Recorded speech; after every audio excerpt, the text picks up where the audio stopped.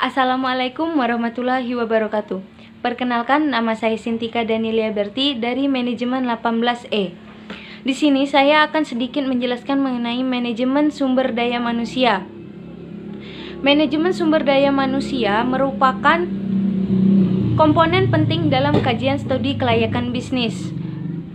Karena tanpa adanya sumber daya manusia yang relevan dapat menyebabkan bisnis tidak berjalan dengan semestinya. Di sini ada 6 komponen penilaian aspek sumber daya manusia, yaitu yang pertama, analisis pekerjaan.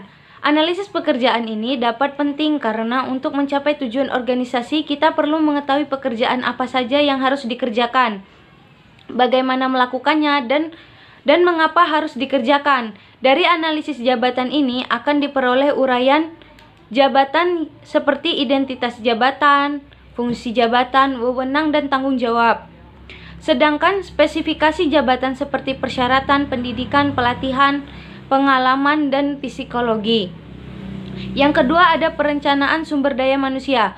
Hal ini merupakan kegiatan yang dilakukan secara sistematis untuk meramalkan atau memperkirakan kebutuhan SDM dalam perusahaan, dan ketersediaan harus dikaji secara cermat.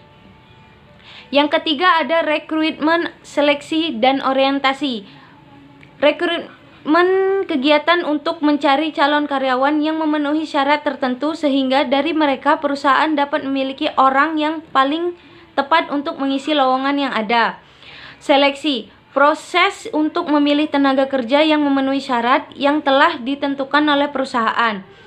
Yang ketiga ada orientasi, penyampaian informasi tentang tugas-tugas dan kewajiban yang harus dilaksanakan oleh karyawan.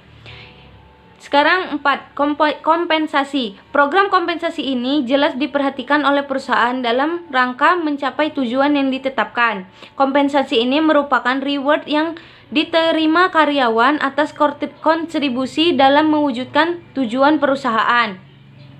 Yang kelima ada K3, keselamatan dan kesehatan kerja. Tujuan K3 ini sendiri untuk memelihara keselamatan dan kesehatan kerja agar terhindar dari hal yang tak diinginkan. Jadi, K3 sendiri merupakan salah satu aspek perusahaan yang harus dijaga agar proses pekerjaan tetap terkendala dan tidak terlambat. Yang keenam, yang terakhir, yaitu pemutusan hubungan kerja, PHK. Pemutusan hubungan kerja ini bisa terjadi karena beberapa hal, seperti keinginan karyawan itu sendiri, tiba masa pensiun, pemerataan karena melakukan kesalahan, dan karyawan meninggal. Program pensiun ini diancang bersama dengan program sumber daya manusia lainnya, sehingga karyawan dapat mempersiapkan diri untuk menghadapi masa itu.